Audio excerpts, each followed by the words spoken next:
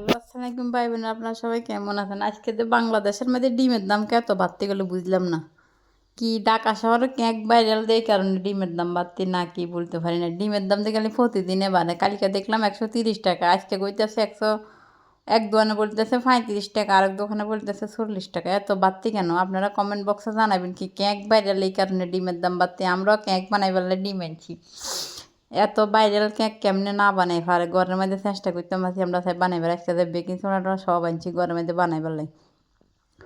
ডিমের লাই গেছে এক বাইয়ে 30 টাকা, এক বাইয়ে 35 টাকা, একজনে 40 টাকা।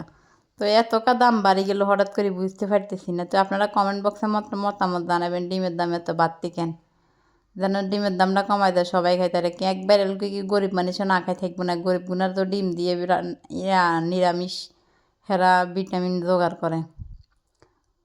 তো সবাই মতামত জানাবেন কেন এত বাড়তি ডিমের দাম। তো সবাই ভালো থাকেন, ভিডিওটা লাইক দিন, শেয়ার দিন। আল্লাহ হাফেজ।